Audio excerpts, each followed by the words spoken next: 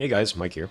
In this video, I'm going to teach you how to actually keep the GCD rolling, which is something that a lot of people talk about, and it's definitely important, but no one actually tells you how to actually keep the GCD rolling. So if you're trying to, I guess, get good at Final Fantasy XIV, and you want XIV analysis to look like this, where you have 100% always be casting, and you just want to look, and you just want your chart to look perfect like this, where you have no gaps between your GCDs. Like, look at this, is as clean as hell. One of my P9 runs got a pretty good parse on it. So you want it to look like this, right? So how do you do that?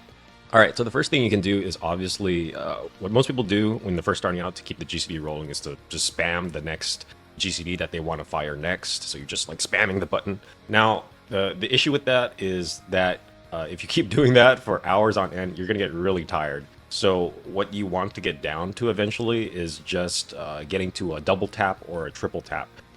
So you want to start doing your double tap or your triple tap.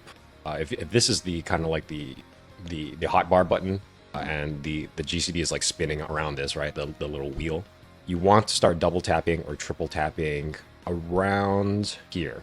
This is when you want to do it, because when you do that, the game will actually queue up your next action. So if you press it right here, the queue has already registered it and it's going to fire it for your next GCD. So like around here, that's when you want to start popping it. Now there's a couple ways you can do this. You can use sound effects from your actual character. You can go into sound settings and just increase the volume of the sound effects for your own personal character. And eventually, you know, when you play your job enough, you can go off sound effects to know when the next GCD is going to come up, so you know when to press that.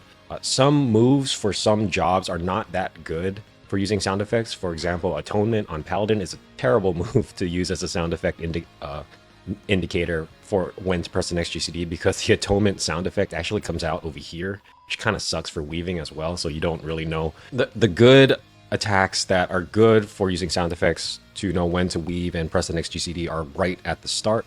So like right here are really good. Those are pretty rare. I find Gunbreaker is pretty nice because the sound effects are very crisp and they come out really quick, so it's really good for weaving. One thing you can do is you can cheat. You can use trigonometry to create triggers where you it creates sound effects at the exact time when the GCD is right here, or you can even tune it to your personal preferences so that you can have the sound effects come out like a little earlier so you know when to press it. You don't really need to do that. It's and I find if you do that, you get a little too reliant on it. So.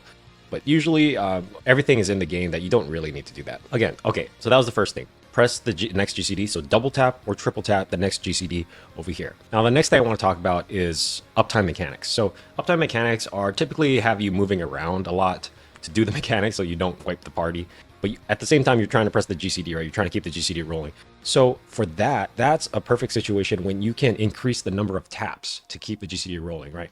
So obviously, if you're like doing an opener and the boss is just basically a trading dummy, then you can just do double taps or triple taps just to keep the GCD rolling, because you don't have to focus that much. But for uptime mechanics, you have to focus more, obviously. So you can increase the taps to like 4 or 5, or you can even just start spamming the GCD like here, here, here, here, the next GCD, just so you can focus on the mechanic. Because you don't have to do that often, you won't get tired if you just keep spamming it. Next tip I'm going to give is weaving. Now, weaving is the biggest culprit on why people cannot keep their GCDs rolling, and this is what prevents them from getting 100% uptime. So for weaving, what you want to do is only do single weaves, starting out. Only do single weaves. Now, people will say, but you have to double weave, and my response to that is you don't have to double weave all the time. There's only maybe like 3 or 4 instances in any fight that you really have to double weave, and even then, you don't even really have to. If you plan out your OGCDs and you're weaving properly, you can actually get away with a lot of fights just single weaving the whole time. For example, let's look at this example right here. So just say over here, I popped a Rampart and a Sentinel as a double weave between Confiteor and this GCD, I forget what it's called. You don't have to do that. You can just pop Rampart 1 second earlier before the Confiteor, and then you can pop Sentinel after the Confiteor. So you have one OGCD weave before Confiteor and after Confiteor. That's one way you can do it. And if you do it safely like that, there's no clipping and you can keep the GCD rolling. And the nice thing about Rampart, it's 20 seconds. So it lasts like 6 GCDs, I believe. So this Rampart will last all the way up to here. Again, Sentinel is like 15 seconds, right? So it'll last all the way up to here. So that's where Rampart, Sentinel, you can just weave it early and it's no big deal. So when you want to do double weaving, this is what I would recommend for double weaving to prevent clipping and to keep the GC rolling. you have to do premeditated double weaving. That means don't do double weaving on reaction. You can do single weaves on reaction. When you get good enough, you can do single weaves on reaction, but don't do double weaving on reaction unless you are going to accept that you're going to clip into your next GCD.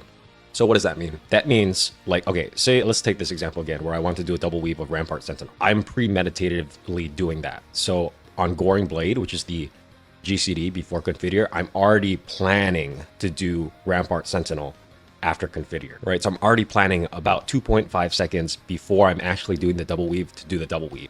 And what that allows me to do is that when I do Goring Blade here, and then I go into, because I premeditated, no, I'm going to do Rampart Sentinel, that means I'm looking, when I do Configure, when I'm about to do Configure, as Configure is coming up about here, like right here, I'm focusing my attention, I'm looking at the little wheel line to see when it hits here. Because right when it hits here and I pop Configure, then I'm going to immediately pop Rampart, then I'm going to immediately pop Sentinel here. So this would be Rampart, and this would be Sentinel. And I'm using the wheel. I'm focusing my attention on the wheel. You kind of have to do this for GCDs that don't have a good sound effect indicator of when the GCD actually starts. So yeah, Configure is a good example of that. Because Configure sound effect comes out around here. Because it comes out here, I can't use the sound effect as an indicator because I should have already popped Rampart over here, right? So that's when you focus your eyeballs and your attention on the actual wheel to make sure you don't clip for these double weaves. Anyways, that's pretty much it for this video. Hope these tips helped, and thanks for watching.